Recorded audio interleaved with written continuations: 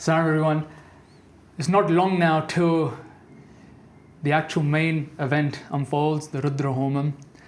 As was touched upon in previous episodes, this is one of the most highly anticipated events in our UK Sai calendar. And I think it's fair to say nothing symbolizes this more than, well, we're talking about the love and dedication shown towards this by the general devotee. Nothing symbolizes this more than the time, the dedication, the sacrifice that is put into setting up this event. We have devotees from across Region 4 and elsewhere as well that all descend upon the Balaji Temple in Birmingham from a Friday night onwards. Throughout the whole of Saturday, they're there setting up the venue, the tent and that. There's so much activity, so much buzz and so much excitement that goes into it. And, and all done with devotion. That's the main thing, love and devotion towards Bhagwan. That's truly seeing Swami in everything, and everything becomes an arpanam towards an offering to Swami. And ultimately, it all culminates in the grandeur of the Rudra Homam that is on the Sunday, the 6th of July. Taking us back to previous conversations and questions that I had with you, I wanted to ask, in this final episode, there's two parts to this which I wanted to pick your brains on, for a better choice of a word. You briefly discussed, you shared your thoughts on the different types of yagnas that take place, the different types of homas. What I wanted to ask this time and get more of an understanding of what is it that is actually, what does this whole event entail? In terms of the itinerary, what is it that happens? Are there, different types of prayers that are conducted? Even down to the Rudram chanting itself, the Namakam and Chamakam aspect. A lot of our devotees are curious to know, what is it that we are essentially asking for? What do each of the Anuvakas symbolize? In Chamakam, to put it quite simplistically, from my limited understanding, from what I've listened to, what I've been taught, what I've read, it seems Namakam is a case where we're constantly praying to that universal consciousness, that Brahman. Namo, Namo, Namo. So we're extolling it on many levels. Whereas with the Chamakam, give me this, give me that.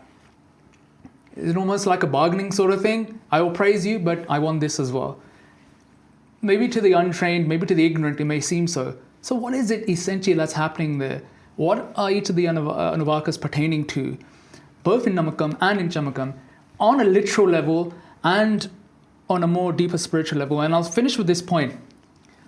Again, through my readings, particularly through listening to the Veda Jignasa series that's there from Radio Sai, what I've come to understand is that if I was to use this analogy of an onion, you peel away all the various layers.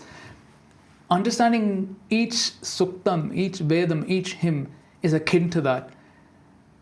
And that depends on our individual level in terms of spiritual evolution. The more we grow, the more a new meaning will be revealed to us. So with all that in mind, if you could please shed your thoughts on terms of what this whole thing entails. I think, Kapil, you have perfected the art of asking complex and vast questions. So I will once again, with prayers to Swami, attempt to share whatever little I know. And as I said earlier, I'm not an expert in any of this. So first thing is what happens on the day in the Rudra Homam. What happens? Those who have attended the previous years will know we first we welcome Swami in a procession. The Linga Rupa of Shiva is welcomed in a procession. And then once the actual installation happens, the usual prayers, there are the Shodashopchara Puja that happens. So there is the the purification. We said the Vedam is the word of God. And when you're going to be chanting that word of God and installing the Lord, there has to be a lot of sanctity, both to me as an individual who is sitting there and doing that, and generally to everyone, even if you are like just an audience, if you consider yourself as an audience. So, and that purification or sanctifying is both external and internal. So the external is where we shower and wear clean clothes. So that is all part of our external purification. But there has to be the internal purification as well. So there are, without getting into the technical terms and technicalities of what exactly happens, essentially in a summary, what happens on the day is there will be our external purification, and then there will be the internal purification. There will be the invocation of the Lord. We will do the sthapana of the Lord, and sthapana literally means welcoming the Lord to the throne, to the seat that we have set up. And in the olden days, the tradition used to be that when someone comes home, you would first wash their feet, you would wash their hands, you would give them some water to wash their face, then you would give them a little refreshment, you will give them some a cloth. So these are essentially the things that we are doing in that Shodashopachara Puja. You're welcoming God. And again, this takes me back to the time when Swami used to come to the hostel. It is Swami's hostel. We are literally not even 5 minutes drive, maybe a 5-10 minutes walk from the mandir. But we used to formally welcome Swami. We used to ask Swami to come to the hostel. And when Swami would come, we would welcome Swami with a proper Purna Kumbha. We would take him to his place, seat him there. There will be some, like they say, some entertainment program.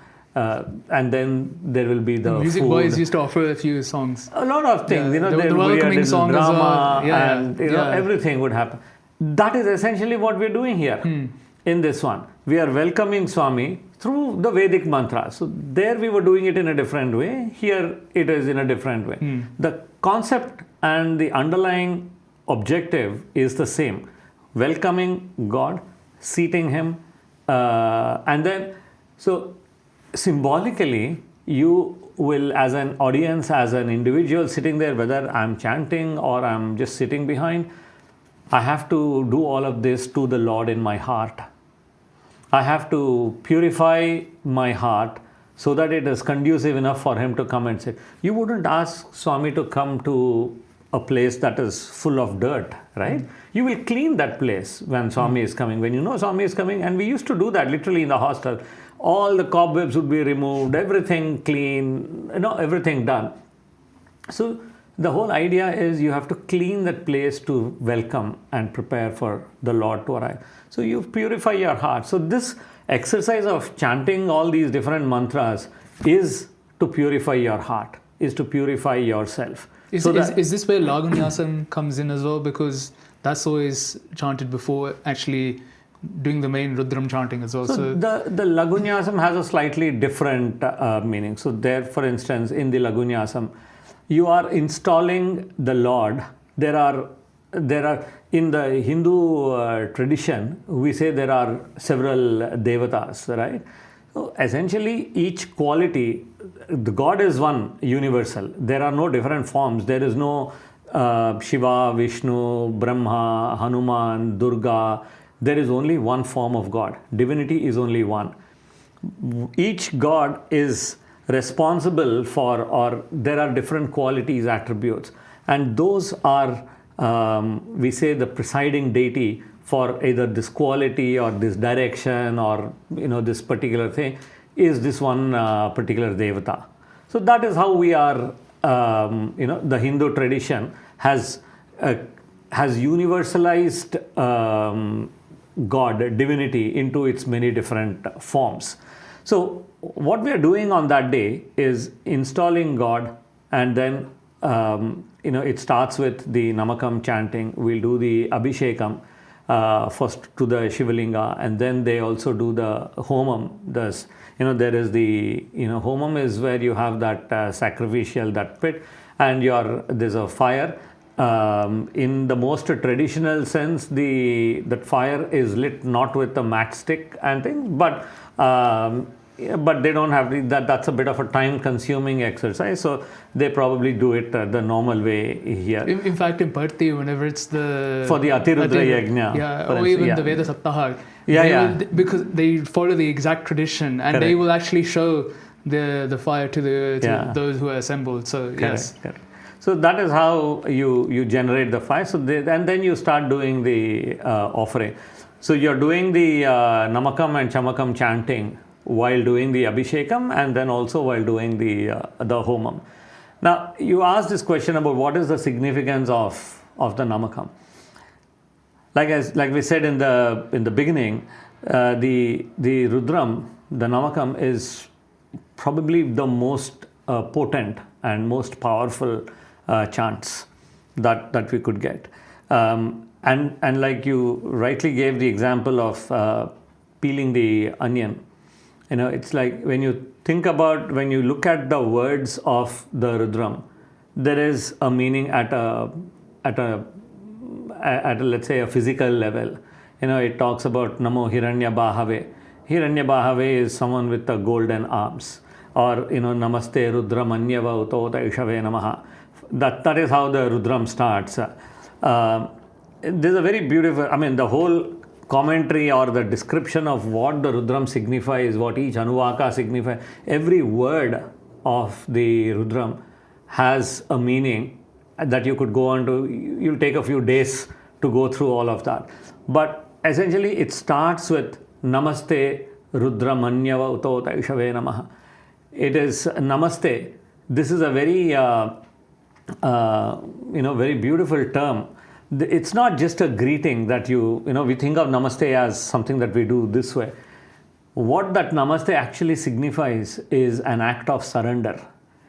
You are actually surrendering and submitting yourself to the Lord. We think of Rudra as someone who is like fierce. A terrifying form. Right? Now, you think about it, and this is how I thought about it, okay? So this is completely my creation or imagination. You have the most scary looking people, the heavy built people as your bodyguards, right? They're not meant to scare you. They're your bodyguard. They're protecting you. Exactly. They're meant to scare your enemies. They're meant to scare the people who are thinking of anything against you. Namaste Rudra, when you're doing that, you are converting that form of Rudra, that Shiva in his Raudrik form, from being on the opposite side of you to coming on your side. And he is going to be on your side, protecting you and exhibiting that fierce form not on you but on your enemies.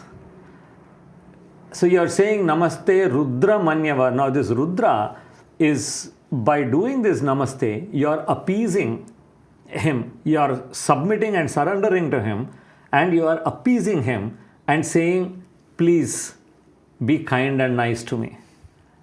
And this Manyava Utota Ishave Namaha, essentially it means you have all these armies of people.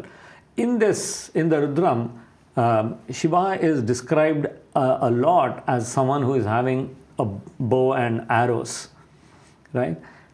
There is, at a physical level, it means there is a bow and arrow. Now you could question and say, I have never seen, Rama is always depicted as having the bow and arrows, right? Have you ever seen Shiva with a bow and arrow? So then why is there so much of a description of the bow and arrow in this one? So there the meaning is symbolic. What happens is when you strike an arrow, there are different kinds of arrows. Right? You have the very pointed arrows that can cause damage to you or to anybody that they are used against. And then there can be the very soft ones, like, with flowers. There can be both kinds. Through this, You are essentially worshipping or praying to Lord Shiva and praying to him and saying, even if there are those arrows, fair enough, we are describing him as someone who has arrows. First you are saying, you come on my side. So you are not fighting me, you fight my enemies. Who is my enemy? My enemy is not a Mr. A or a Miss B. My enemy is the 6 vices that we spoke about. Exactly. The Kama, Krodha, Lobha, Moha, Mada, Matsarya, the Ego, Ahankara. These are my enemies. You fight against those. I feel weak and powerless to fight against those, but you can fight them. So show all of your Raudrik form on them. So you're saying, throw those. First you're saying, put those arrows on them. Then second you're saying, convert these arrows from their pointed, sharp things in the first Anuvaka. This is the meaning. They say, you break that pointed, the tip of that one. So even if that arrow comes and hits, even if some arrow comes and hits me, it won't hurt me. You're then saying, convert this into something like a soft, flowery thing. So I won't be hurt when I am hit by this one. Why are we saying all of this? It's nice to say, Shiva, come on my side. But we all know, we have historically done a lot of karmas. We have committed sins for which we will have to suffer. Swami has said that. There is no scenario in which man will not have to pay for the consequences of whatever he or she has done. That is inevitable. But Swami has also said, it is like some of these karmas are like medicines that are past the expiry date. Past the expiry date, they will not have the effect. You will have them. With the grace of God. With the grace of God. Exactly. Now, the grace of God, God is very impartial. He's not just going to throw his grace. Now, on what basis will he give his grace to a person A and not to a person B? Right? If God is not going to be unbiased, who else will you trust in this world? Correct? To be impartial. So, God has to be impartial. So, how is he going to do that? To earn his grace, you have to do all these things. You participate in these kind of you do this japa, dhyana, homam, you participate in service activities, we participate in the bhajans, we participate in even simple help acts like, we say, go do like in London we do that strand seva, or we do a homeless seva, or whether you do it at a collective level as an organization, whether you do it at an individual level, it doesn't matter. Everything is good. Everything is positive. So we engage in those activities. So we are saying, although I'm trying to do some of these good things, I may have done something in the past. For those acts, I will have to get the punishment. Those punishments, when I get them, please convert those arrows. The punishments are kind of depicted as an arrow. So when I get that, when I'm hit, don't hit me with a sharp, pointed, heavy iron arrow. Use a soft, flowery arrow on me. Those are the kind of things you're praying for in this one. Now, the beauty is whether you understand the meaning of all these or not. And Swami has said this. Whether you understand the meaning of the Veda when you chant it or not, you will get the effect. The positive effect of this will be obtained.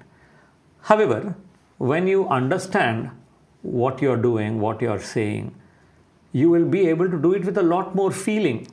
The efficacy of it is felt even more. Yes. Because you will understand. Now, if I understand, now that linga, now what is the difference between Shiva in a linga form and Shiva in a human form? When you think of the Atma, the God in you, at a physical level, so then you are kind of going with the bodily consciousness. But when you do it with your devotion, with the antahkarana, when you do it, then you feel that linga archana. That is the linga archana that you are doing. So there is a lot of significance, and that significance is very simply the devotion. You can be sitting there, physically present, mentally absent, versus being fully involved with devotion, and then you do that. Obviously, that is the way we should be doing it. think, my mind goes back to all those years that I've attended this event, and even for some of us who, if we want to term ourselves, we are the Ritviks for the day, where we're sat there, we're chanting. Even for us, it's such an overwhelming experience. We get caught up in the emotion of it. I think that only alludes to the sheer power that is associated with this chant. I wanted to steer this conversation to what Swami has said. Of all the Vedas, Swami has placed emphasis on Krishna Yajurveda, and then out of that, again, I'm just paraphrasing, the emphasis comes to Rudram. And then out of that, or amongst all the Anuvakas, the 8th Anuvaka, and correct me if I'm mistaken, that Panchakshara mantra. If you can just share some thoughts on that, sir. So again, I am not knowledgeable enough to know the full significance of the Sri Rudram, but suffice it to say, like you said earlier, Swami has said this, that should be enough for us. We don't need to apply our heads to this one. You think about this. First of all, Swami asking us to chant Vedam every day, morning and evening in Puttaparthi. And then even within that, the one constant is the Rudram, the Namakam and the Chamakam. It is by far, and you ask any scholar this, they will tell you by far the most powerful mantra in the Vedas is the Rudram. It is complete, it is universal, it has got the spiritual message. It is good for your worldly sort of desires, if any. Your worldly requirements will be satisfied when you chant the Rudram or even listen to the Rudram. Your spiritual progress is also taken care of when you chant the Rudram. Now within this one, the Panchakshari mantra, the most powerful Panchakshari mantra, Om Namah Shivaya, comes in the 8th Anuvaka. And that is why in Puttaparthi or here, whenever we chant, we do that Om Hara Hara Hara Om. We kind of draw attention to the fact that everyone, if you are sleeping, if you are relaxing, if even you are the priests are distracted, they're ringing the bell. Yeah, correct. Yeah. So it is, if your mind is kind of wandering here and there, now is the time to come back and concentrate. Om Hara Hara. Or the moment they hear that, it's like an alarm. They'll start concentrating on that. And then comes that powerful Namah Shivaya. Namah Shivaya cha Shivataraya cha. The way it comes up. So that is the first time in this entire Rudram that Namah Shivaya is introduced in that 8th Anuvaka. It's interesting how, and for this very reason, why a lot of emphasis is given, a lot of attention is drawn back to Rudram in the shape of that particular Anuvaka. Is there something similar with the Chamakam as well? Because we see a lot of emphasis, or a few of us that have discussed this amongst ourselves, there seems to be a lot of emphasis drawn towards the 3rd Anuvaka of Chamakam, Shamchame, Mayaschame. So if you can sort of continue along that theme, so what is it that is associated with or pertinent to that particular Anuvaka? And when we look at the overall Chamakam, yes, there are various things that we are asking for. My limited understanding is that they may seem worldly, but they are asked for the purpose of our own spiritual growth. If you could share your thoughts on that, Anna. See, again, the Chamakam is sometimes misunderstood as asking for things. In fact, one of the Balvikas students asked me this question. This whole Namakam is all about, you're praising the Lord and you're worshipping the Lord. And even within that Namakam, if you see the way the Anuvakas are arranged, the first Anuvaka, the 10th and the 11th are of one type, and then the 2nd to 9th are of a different type. So in that first Anuvaka and the 10th and the 11th, you're worshipping, you're praying to the Lord in his different forms. But in the 2nd to 9th Anuvaka, you are it is more a praise, not asking or worshipping extolling the Lord. That it is Brahman, extolling yes. the different like where you're saying you are the one in a robber, you're the one in a rich man, you're the one in, like Swami talks about that Anuraniyan Mahato Mahiyan. In the smallest, in the largest, in the weakest, in the mightiest, in everyone, he is there. So it kind of, that is how so the question was, you're praising, you're worshipping the Lord, and then when you come to Chamakam, you say, I want land, I want, I want gold, I want cows, I want, this and that. Why are you getting so material in the Chamakam when you're trying to be, if I may say so, spiritual in the Namakam?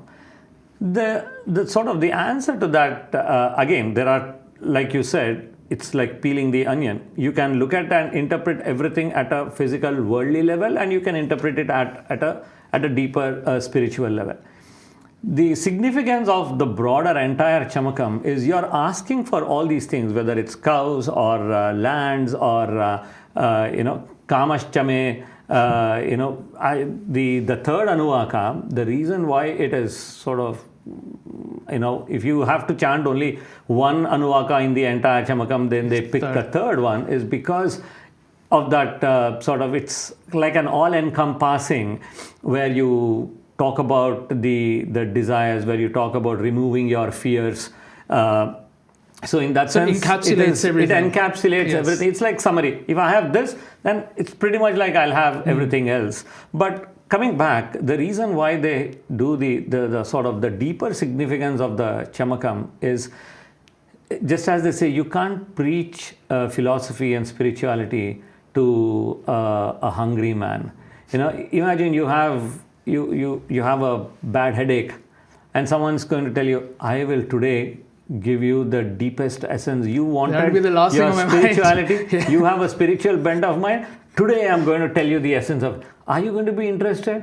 No. First, your headache should be sorted. You're hungry. You have to be sorted, right? So essentially, what Chamakam is talking about is, give me these things, all these different things that I'm talking about, so that my mind is not going to be on those. But my focus is instead I will on. then be able to focus on God, on the primary purpose of my life. That is the significance. That is really what Chamakam is all about. Is it fair to say, and perhaps we can sort of wrap up with this final point, that essentially, like any aspect of Vedanta or the Upanishads or any of the Suktams, any of the hymns, ultimately every hymn, and just look at Rudram, it's identifying every single aspect of our life with Brahman, with that universal consciousness. You touched upon earlier, in some of the Anuvakas, you're seeing Shiva in this form, in that form. That's essentially a Megh in the clouds. We're identifying everything in this physical realm, everything and anything as Brahman, as universal consciousness.